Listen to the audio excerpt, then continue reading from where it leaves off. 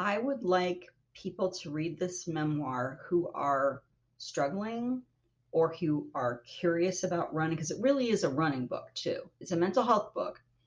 And especially somebody who has touched the darkness, who's been close, because people who haven't might not get it.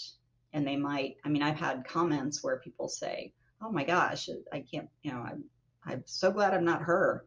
And hey, that's, I sometimes wished I wasn't me too. I mean, really, my brain is, the first line in the book is, my mind was trying to kill me again.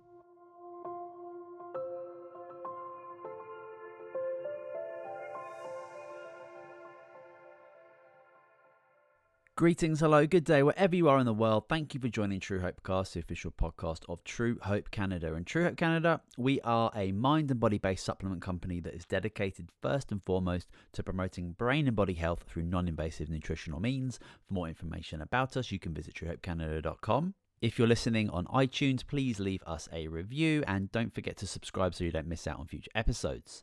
Today, I've got the pleasure of welcoming Nita Sweeney to the show. Now, Nita is an award-winning wellness author of the running and mental health memoir, Depression Hates a Moving Target, How Running with My Dog Brought Me Back from the Brink. Nita is a meditation leader, a mental health advocate, and an ultra-marathoner. Today, we're going to discuss how people can find their motivation to get moving to support their mental health. Enjoy the show. All right. Good morning, Nita. Welcome to Truehope Cast. Really appreciate you taking the time today. How are you? What is going well? I'm doing really well. I'm excited to be here to have this chat with you and, talk to your audience, all of that. So it's good. Good. Thank you. Yeah, sharing stories, meeting new people. It's just incredible that we can utilize platforms like this to be able to have conversations. You're in Ohio, I'm in London. It's just it's quite remarkable how we're able to have these conversations and share so much different, unique information, and it's an absolute pleasure to be able to do it. So, just as an introduction, could you just let us know who you are and what it is that you do? Well, I'm an author. That's the main thing I do. And I wrote a book called Depression Hates a Moving Target, How Running with My Dog Brought Me Back from the Brink. I have a new book coming out in August, Make Every Move a Meditation, Mindful Movement for Mental Health, Well-Being, and Insight. I write about running, meditation, mental health, dogs. I also do writing practice, which is kind of a form of meditation. So I guess I'm a mental health advocate. That's probably the umbrella label that goes over everything. But yeah, but mostly I'm an author. So I write stuff. Okay, so how did you become a mental health advocate? I think that everybody could serve themselves at least by doing so, but a lot of people who go through something in their lives end up using that experience to positively impact people going forward with their story, with an outlet like a book or a podcast or something like that. So how did you come to, I mean, it's an incredible title, by the way, for the book. I mean, we'll get on to how you came up with that because it's incredibly captivating in regards to where it takes my mind when I just even read that target, because that makes so much sense. Depression hates a moving target. It's beautiful. So why don't you tell us how you became a mental health advocate? Take us through that initial journey. Well, the book did it. It wasn't my plan.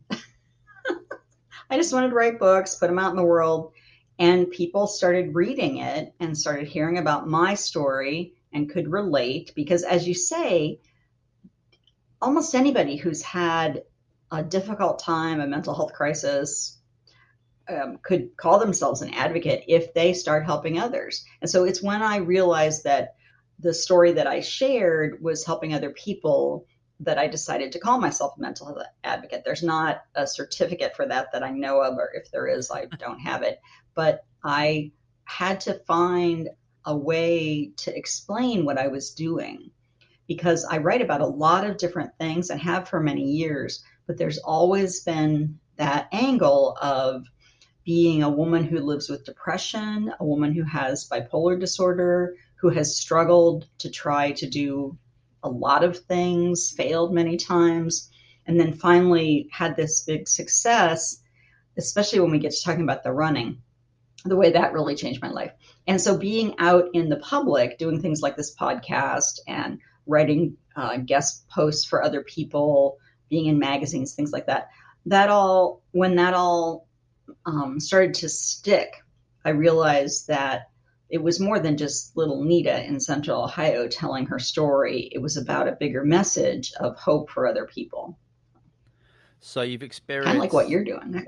yeah, certainly, right? With facilitating conversation, and it can just be so powerful to so many different people. Even if one person connects with it and maybe has a different thought process in their life and feels and behaves in a different way, it's very, very positive.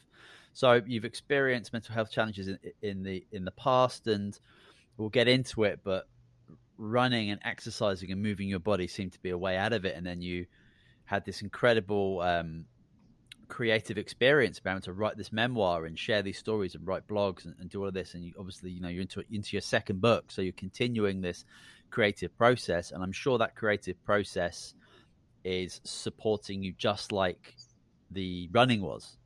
Would I be right in saying that? As a creative outlet? When I'm in the writing, yeah, when I'm in the writing process, yes, I write for myself first and then figure out, is this something anybody wants to read? So that writing for yourself process is very cathartic and therapeutic. The promotion and publishing process is not always as therapeutic because it's really competitive. It's really, really, really competitive, the book market.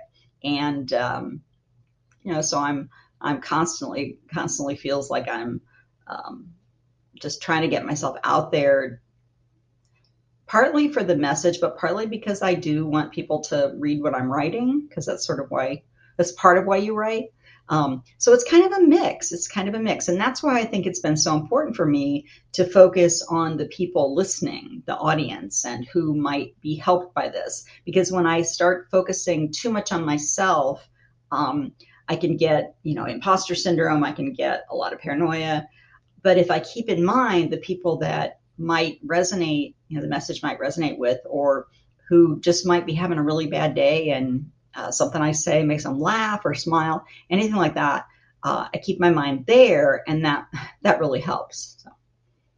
Wonderful. Yeah. When I think of depression, anxiety, or moments in my life when I've experienced some sort of level of it, I think about the cyclical thoughts that happen, that keep coming back and ruminating and getting bigger and bigger and bigger and bigger. And I'm using a very specific part of my brain to keep me thinking in a certain way, which keeps me feeling in a specific way. And then I will exhibit behaviors depending on those thoughts and feelings. So just exercising is going to start using different parts of your brain and your body, and writing is going to do exactly the same type of thing. So being able to find some sort of outlet, whether that is moving your body or writing or artwork or something like that, being able to access different parts of your brain and literally sparking new chemical connections without question is going to really help kickstart somebody out of that depressive mindset. And when I was reading your bio before we agreed to meet up and do this podcast, you mentioned in one of your posts that one of your motivations to start running was from a middle-aged friend of yours.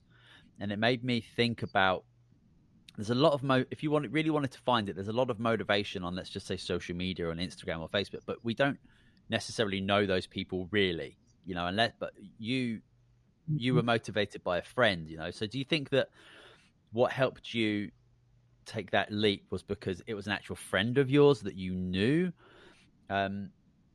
Or, do you think you would have had the same effect from a stranger?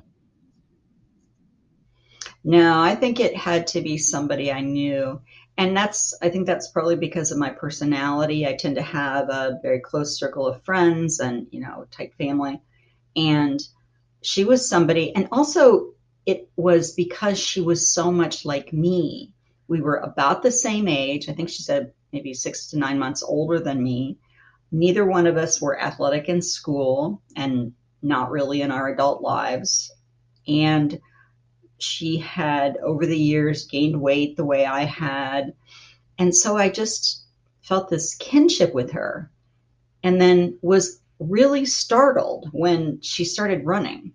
That was just not in the picture that I had of her at all. And so I watched for a while. I wasn't immediately inspired. At first, I really thought we should be concerned and we should do like a wellness check on her or something. I mean, it was because she posted, "Call me crazy, but this running is getting to be fun." And I had never really seen anything about running as fun. I had tried to run when I was younger, basically sprinted is what I know I was doing. Now I realize that's what I was doing, was actually sprinting. And so when I saw that, it caught my attention because this is a person I know, and suddenly there's something that seems so out of character. So I watched her for a while before it actually inspired me. And then things going on in my own life, whereas my mood was spiraling down. I was in a really bad grief cycle, and I suffered from chronic depression for many years, but I was in a really bad depressive episode in a grief cycle. And so just the day came when I remembered her, and I had this, maybe even a little bit of FOMO, fear of missing out. Like, she's doing something that maybe could help me. And, it's hard. People ask me, people tend to come to me and they say, "Oh, my sister needs to read your book," or, "Oh, I wish my mom would read your book," or, I mean, I hope that they will, but the thing that has to change is inside me. And that's what happened that day. It was like all the things came together, and I got brave enough to go outside and give it a try. Um, yeah, but yeah, I don't know. When I see um, models, actresses, actors on the covers of magazines or Instagram influencers, there's some of them I can relate to, but mostly I just think, oh, that's kind of pretty to look at. I mean, that's just me again. But this was a person I had known for many, many years, and I do think that made a difference. For me, it did. Yeah, I think so. It sounds like you're saying that you did say this, that you saw a lot of yourself within this individual, and you were very surprised by what this individual was doing because you probably weren't doing that yourself at the time, and you couldn't see yourself doing that. But looking at this other person, just amazing. And I think you hit it there with the actors and the actresses and the celebrities and the influencers on Instagram. I think there's so much it's just surface value. Like, it's not really, there's no substance there.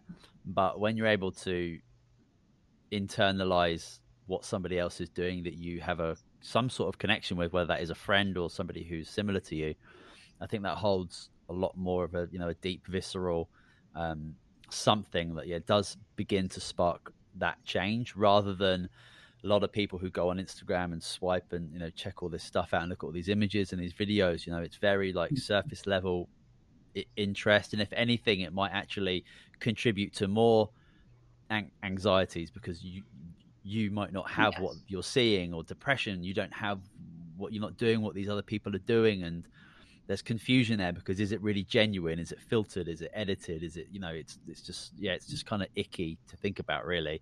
But when you are, seeing what one of your friends is doing, that's really inspirational. It's really different because it's real. It's there's reality there. It's connection. Yeah, I think especially at that time in my life, most of social media was a real turnoff because I was doing so much comparing. And I'm sort of an influencer now. I'm in that whole world. And so I'm kind of careful to not say anything bad about influencers. But you're right. A lot of it is questioning when I'm looking at this. Is that what this person really looks like? Because I know that I'm going to give you the best photo of me. I mean, I'm off to take some headshots for a big kind of thing this afternoon. And, she's going to take 100 photos, and we're going to narrow it down to about 3 that look really good, because that's what we can do on social media.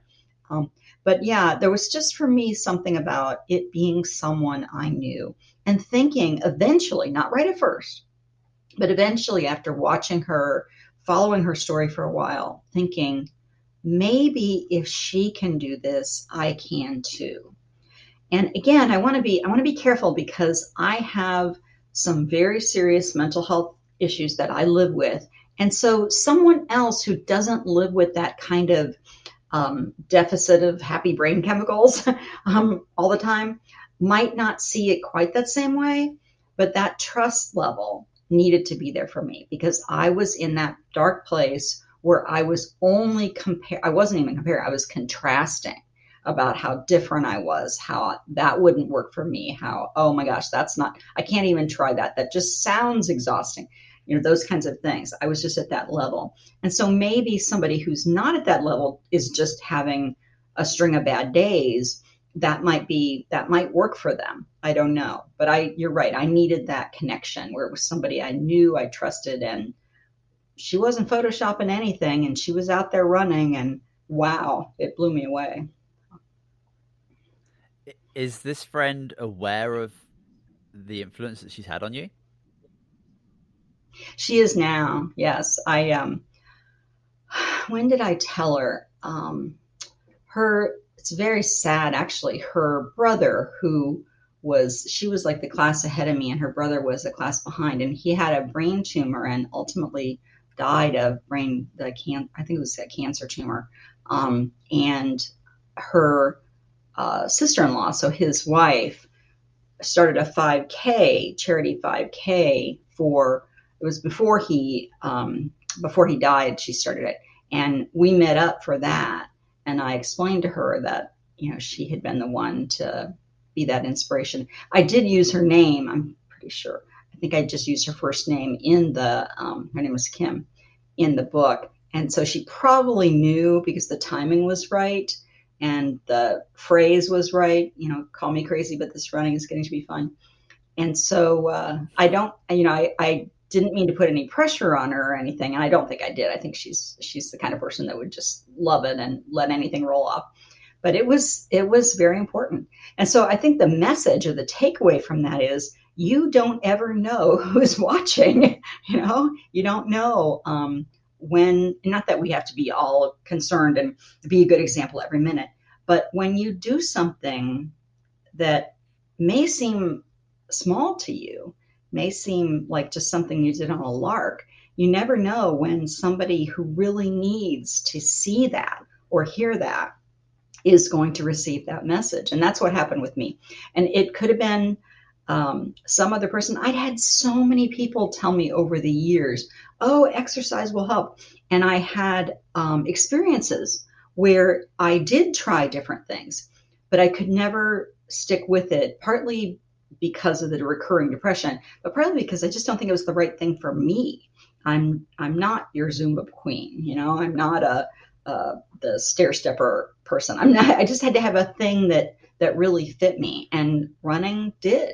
For whatever reason, even though I still don't look like a lot of the runners that I see. If you look at the influencers in the running community, oh my gosh, they're the tiny little people with these wiry bodies, and they're running 3 times as fast as me. But I don't care. And I have found my people. We call ourselves the back of the packers. Because we're the ones at the back of the pack, and we just have a really good time and enjoy it. And we're still competitive. We're competitive with each other, but you have to kind of find the tribe. So she was the right person. It was the right time in my life. It was the right activity. It just felt like a whole bunch of things came together that made me willing to leash up my dog, carry a digital timer, because the training plan said jog for 60 seconds. That was the other thing. I think if it had said run or had said 62 seconds, I really just that 60 seconds jog. I felt like, I think I can do that on this particular day. And so we went down into this ravine area where there's the houses are set way back because it's a floodplain. So there's no houses down there. So I thought nobody could see me. Of course, mind you, it's a weekday. And I live in this kind of bedroom community, so there's nobody here anyway, but I had a little bit of paranoia, and, I didn't have the right clothes, and I'm overweight, I'm in different, well, I'm not, I was a larger person than what I had seen in the running, anything running I had seen. And so I had a lot of fears about what other people would think of me. And the dog was a decoy because they would think, oh, she's just walking the dog. And down we went. But it took that combination of all those things to get me into the ravine where things really started to change. So Yeah, everything needed to be right, and that's okay. I think that the example of what Kim did for you is a great example of how we can influence people from all over the place in many different ways just by our own actions and behaviors, and we're not necessarily doing those things to do that, to not doing these things to influence other people, but that energy and that frequency is you can feel that, and it's exciting, and it can really influence people in a very, very positive way. So it's a really great way, really, really good idea to take these things on board and try and live your life with a lot of positivity and trying to do these things to not necessarily for yourself, but to influence other people, because trying to change somebody and trying to get them to read that book or do this or do that, it's very rare that type of approach really, really works. People have to have this intrinsic experience in order to really begin the process of doing things a little bit differently, to start experiencing the benefits of something like running or exercise. But the memoir, I'm going to read the title out again. Depression Hates a Moving Target: How Running with My Dog Brought Me Back from the Brink. First of all, tell me about that. Tell me about how that title came about, and who do you think should read this memoir? I'll start with the second question. I would like people to read this memoir who are struggling or who are curious about running, because it really is a running book too. It's a mental health book. And especially somebody who has touched the darkness, who's been close, because people who haven't might not get it. And they might, I've had comments where people say, oh my gosh, I can't, I'm so glad I'm not her. And hey, that's, I sometimes wished I wasn't me too. Really, my brain is, the first line in the book is, my mind was trying to kill me again. That's the first sentence in the book. And that's kind of in my life. So the title comes from, I'm sure it's not original, but I must have heard it somewhere. And friends of mine and I who also struggle with depression, or the depressive episodes of bipolar disorder, would call each other at different times for support. And it popped in my head when we were looking for alternate titles, because the working title was like 26 Point Freakin' 2. It wasn't a great title. It was just a working title. So my friend and I would talk about these struggles, and we would say, kind of laughing, well, depression hates a moving target. We should be doing something. And that particular day when she couldn't get out of bed, that's just what I said. And I said, just remember, depression hates a moving target. Just get out of bed. I'm going to hang up, and you call me back when you're out of bed. And then she did. And we just worked through the day. And I'd had people do that same thing for me, where I was just in such a low, dark place. And they may not have said that exact phrase, but that really stuck in my head. And so when the editor wanted some really good options for titles, that was the first thing I suggested. I said, I think this is it. And she agreed that it was it, because it has the motion, it has, I don't know, it's just, it says so much. It's very interesting because it didn't translate into Korean, at least. When they did the book has been translated into Korean, and they changed the title, because I think it's, I don't know if it's an idiom, but it's like it's symbolic. It has meaning that you get from the language that we understand what a moving target is, and that. So that's where it came from. Yeah, and I'm really glad they used it.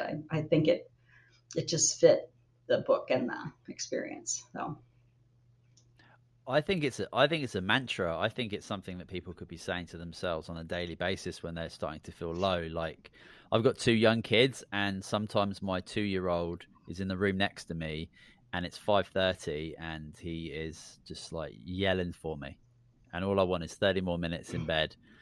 And I honestly think now, just like retrospectively looking back at it, I should just get up and get moving. Like, the worst thing is to sit there for another 30 minutes while he goes off and I start swirling the thoughts around in my head. It's going to like rile me up even more. I'm going to use that tomorrow morning. Well, I hope I don't have to use it, but it's going to be a little mantra that I've got. So I appreciate that. That's one thing I'm going to be certainly going to be taking from this episode today.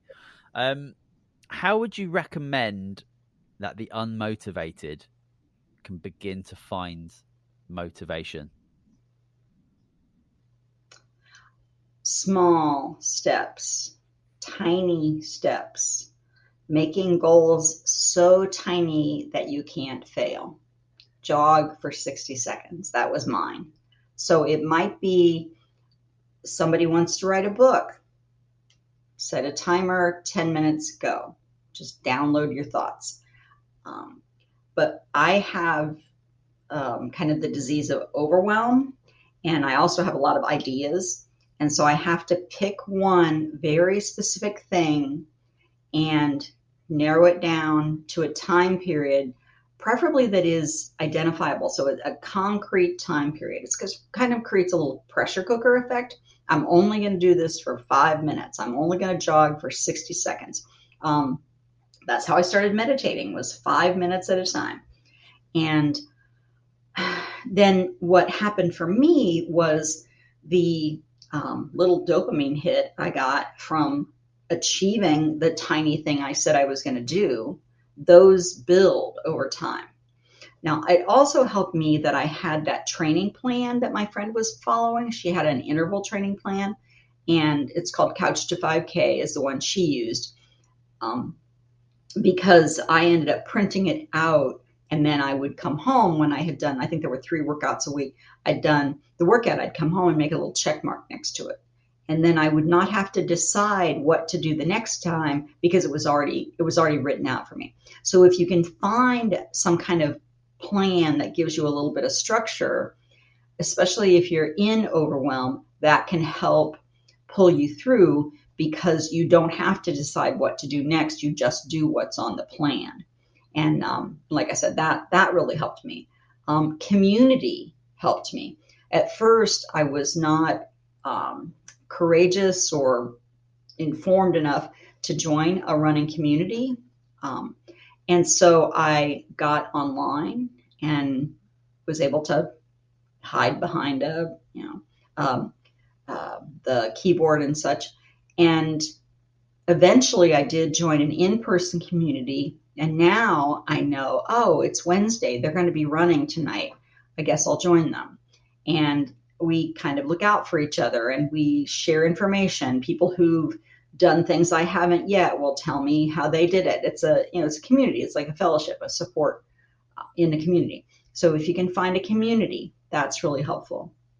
If you get stuck, ask for help.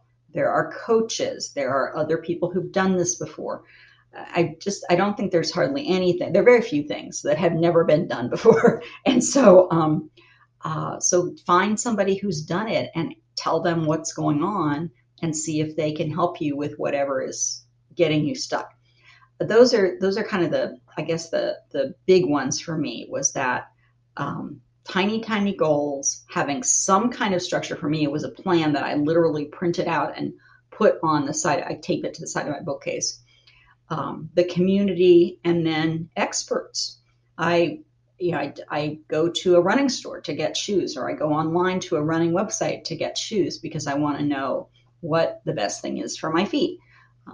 So it's like going to a specialist, and there are people out there that can help. The same thing with mental health issues. It's like, don't be afraid to ask for help, because at some point, I don't just run. Running is one tool in a very large, hefty toolkit I have of mental health tools.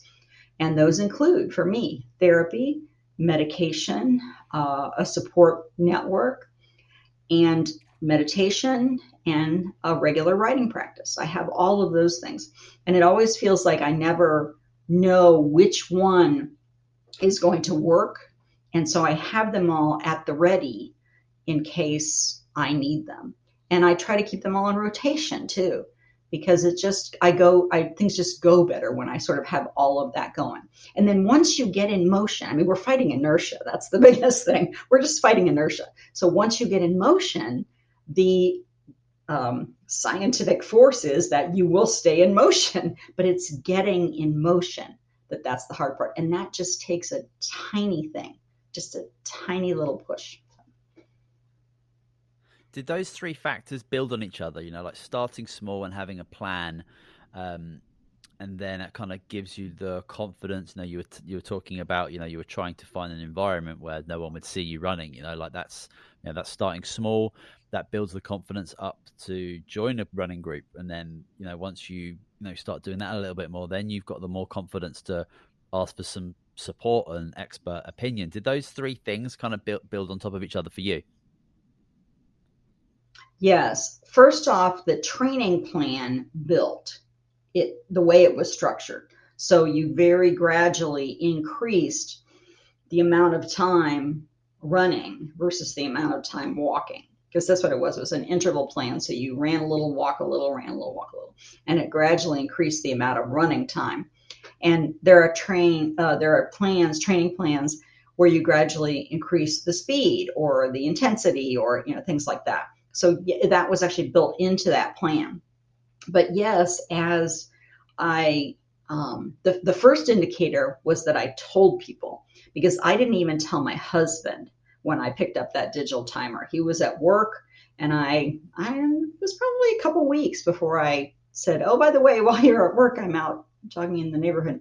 It also took me a little while to get out of the ravine. And the ravine is not very long. It's maybe, I'm not sure it's even quarter of a mile, but for a while I would just go back and forth in the ravine. I wouldn't even, I'd get to the top of the hill where the houses were and I'd go, nope, and turn around and go back. And so that took a little while for me to build up just the confidence to even, I call it running in public.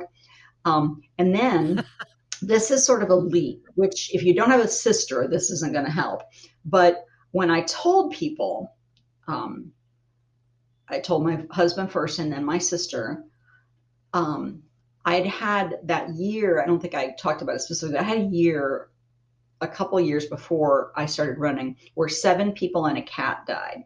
And 2 of those people, one was my 24-year-old niece, one was my mother, and it was my niece's cat, my father-in-law. So that was 7 different people. It was just a horrible year.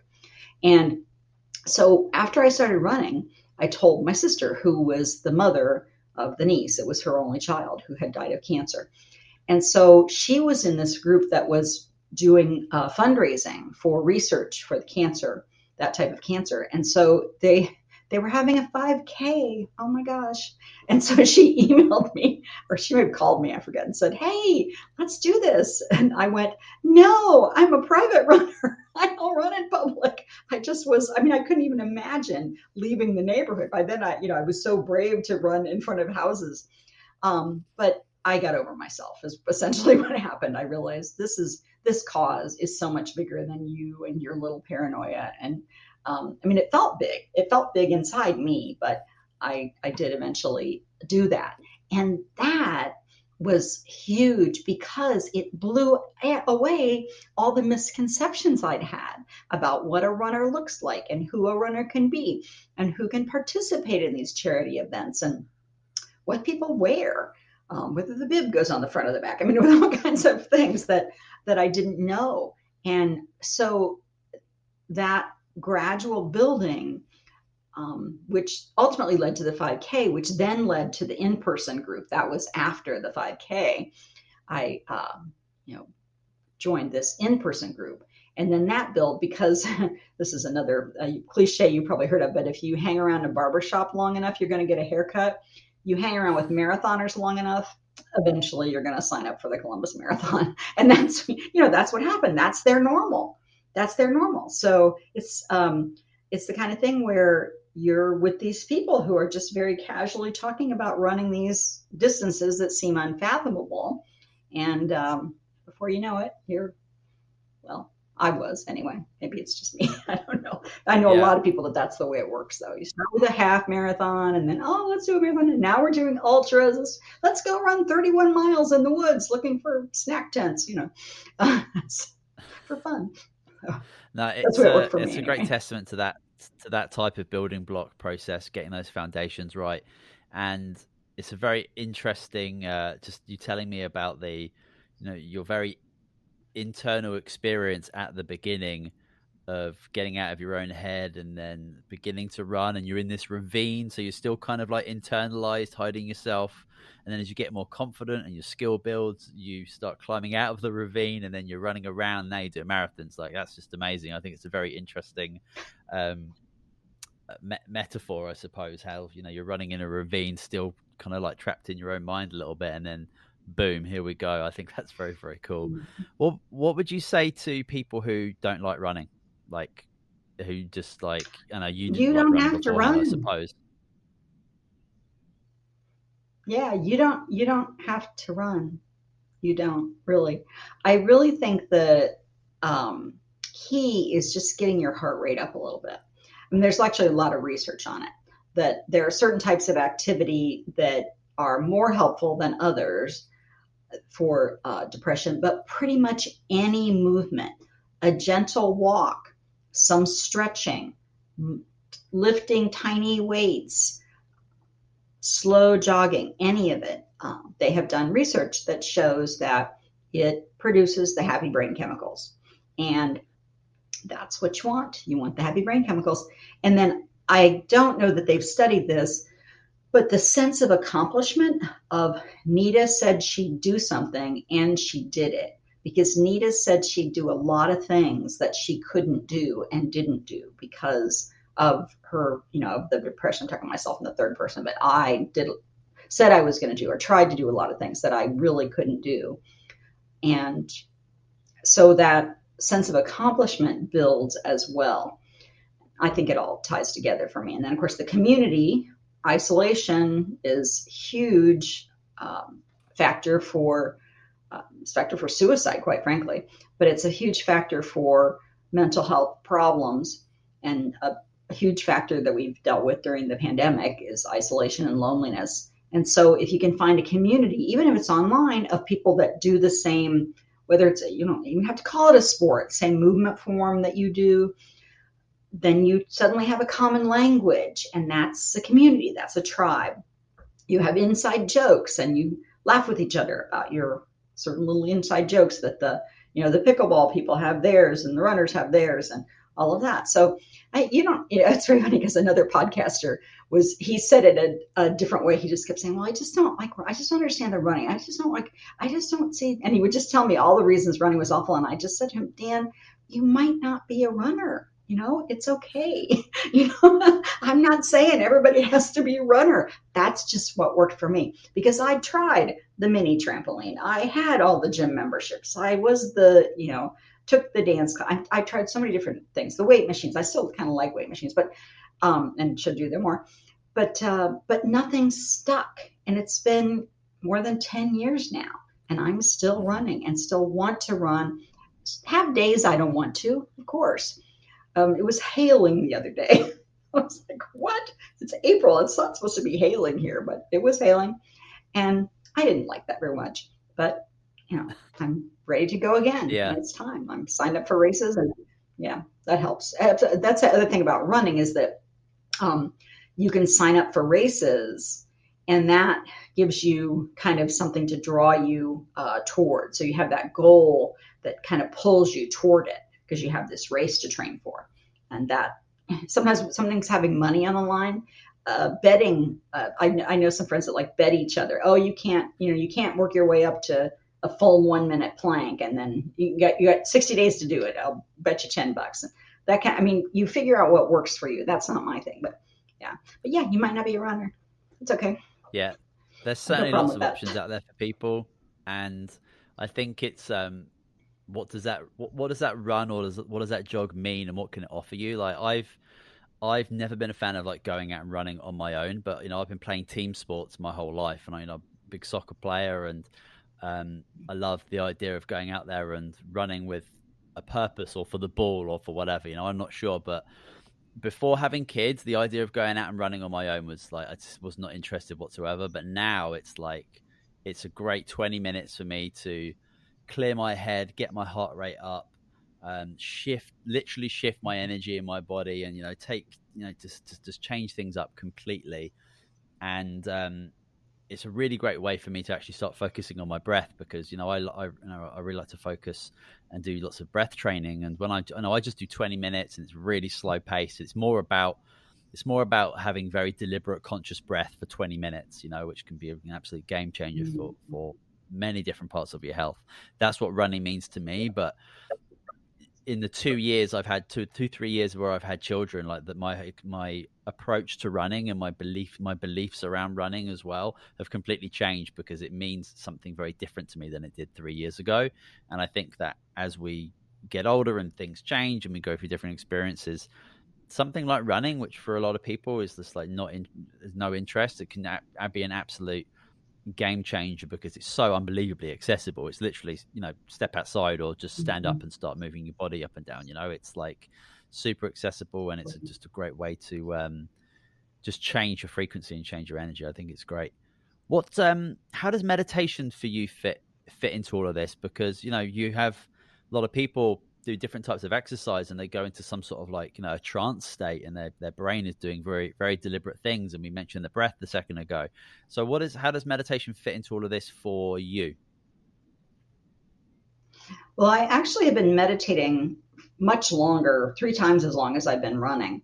And I do insight or Vipassana meditation. So it's about keeping your mind in the present moment, as opposed to altering your mind state, which is another form of meditation, perfectly fine.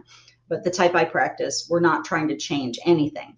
The byproduct is change. That's the end result, but that's not necessarily the motive.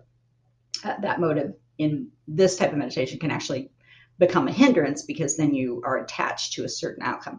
So how I incorporated into running, I realized pretty quickly that I was naturally falling into a meditative, kind of a focused, calm, concentrated state when I was running. That was just sort of happening naturally. And as I know now from some research I've done, meditation is actually a natural mind state. Most people fall in and out of it all the time. And my goal is to help people do it on purpose. So I happen to have a congenital defect in my left ankle. I call it my wonky ankle. And as a result of that, I have more sensations in my left foot than in my right foot. And I use that as my object of meditation. So when I'm running, sometimes I don't pay attention to it at all. But if I'm looking for a way to focus, or especially if I'm doing long miles and I want something to kind of bring me back in the moment, something that's familiar I can focus on, I just notice what my foot feels like. Is it hot? Is it cold? Is it tingling? Does it sting? Is it pleasant, unpleasant, neutral?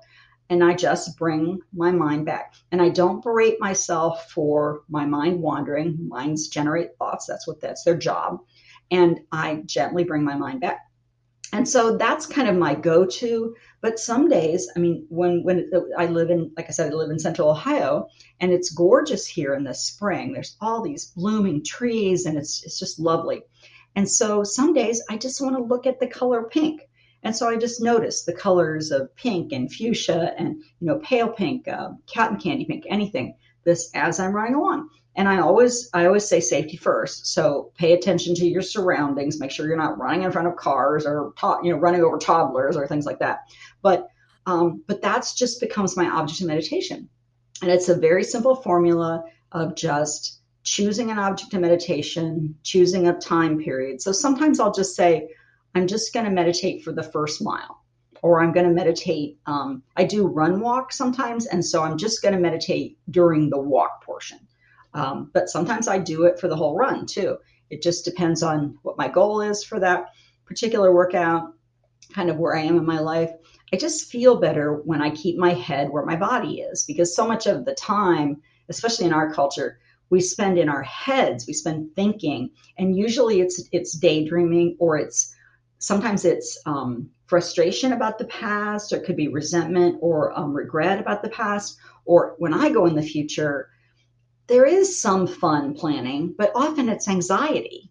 I'm worried about the way something's going to go in the future. And so if I can bring myself back to what's actually happening in my body or with my thoughts right now, right in this moment, invariably, I calm down.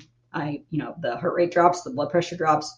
And the interesting thing is when you're doing any kind of physical activity, especially something where, even though I'm not trying to win the race, I do want to do well. If I use less energy mentally, I have more energy physically. So if I'm not spending the whole run agitated about, worried about something that's going to happen in the future, or thinking about something that happened in the past, if I can keep my mind relaxed and in this moment, I tend to do better. Or I tend to accept whatever happens, which also I do better. So that's the way it works for me. And the great thing is it carries over into the rest of your life, because if you can learn how to meditate when you're, playing a sport, running, exercising, doing push-ups, sit-ups, playing laser tag, whatever, you can meditate when you're walking down the hallway. You can meditate when you're in a big meeting with your boss. I mean, you can be present, because that's what it really is for me. It's just being right where you're at and being with the people you're with. Yeah, being able to take, even if it's 5 to 10 minutes of separating your kind of mind from your body, because a lot of the time our body is just carrying ourselves through the world and through our days, through these kind of like habitual lives that we lead. And I think, yeah, just for me, like the running and I'm just focusing on my breathing, and I'm allowing my body to kind of make sure I'm in a safe environment. But just focusing on my breathing allows my mind to not really wander anywhere off and wander elsewhere. So yeah, for me, that is without question, one of the big benefits of running for me is like being able to just clear my mind for like 10 to 20 minutes and to have a kind of a little bit of a reset. And yeah, I love the idea of like body scanning as a meditation as well. I think we very, very rarely check in with our physical body, like being able to learn how to put your attention on your small right toe or your lower back or your upper spine can be really beneficial and can really open your eyes up to where you might be holding aches and pains. And you can put some attention on that, you can start putting some energy there. There's a lot of science that shows that you can heal a lot of things by being able to meditate effectively and put your consciousness and your awareness on different parts of your body that might be causing you some problems. But yeah, that's amazing. We're just coming to the end, Nita. I really appreciate your time today. Can you just finish up and let us know how can people connect with you and maybe get a digital or a in-person copy of your book? In-person copy is a bit strange, but you know what I mean. Physical, the physical book. They can see me in person in Columbus, Ohio. Yes, the best place to find me online is nitasweeney.com. It's nitasweeney.com. I assume he'll have it in the show notes, or you can see my name here. And on that website, there's also a free ebook, which is a digital download. It's called 3 Ways to Heal Your Mind, and it talks about the three of the tools I talked about today. The books are for sale there. And then I love this. Very early in my publication journey, I asked my editor where the best place was for people to buy books, because we have an ebook, a paperback, and then we have the audiobook also. And she said, "Oh, Nita, just tell them wherever fine books are sold." So that's where you can find my books, is wherever fine books are sold. So that might be Amazon, that might be Barnes and Noble, it might be Books and Company, it might be, Scribd. I mean, wherever you like to buy books, that's the best place. And the library too. Ask your library to get it. That's totally, totally great. We love having the book in libraries. It's in a bunch of different libraries. So, and I actually have 3 books. I didn't talk about the second one, the writing journal. So I have the memoir, Depression Hates a Moving Target, a writing journal, which is blank pages for you to fill with your thoughts. And then the third one that's coming out that I'm really excited about is a kind of a how-to called Make Every Move a Meditation. And it's about how to meditate while you move, any movement form. So yeah, nitasweeney.com. Go there and I will respond to your emails. I have a newsletter too, if you want to hear from me more often. Beautiful. Well, we will make sure that all of those links are available in the show notes so people can access that. But again, I really appreciate your time today, Nita. Thank you so much. Thank you. This has been great. Thanks for good questions. That makes it so much easier. Yeah, no, I had a great conversation. It was a lot of fun. All right, that is it for this Good. episode of True Hope Cast. Thank you so much, everybody, for listening. Again, everything you need to connect with Nita will be in the show notes. Don't forget to subscribe if you haven't yet. If you are listening on iTunes, take 2 minutes, leave a review. Very, very helpful. But that's it. We'll see you next week, everyone. Bye.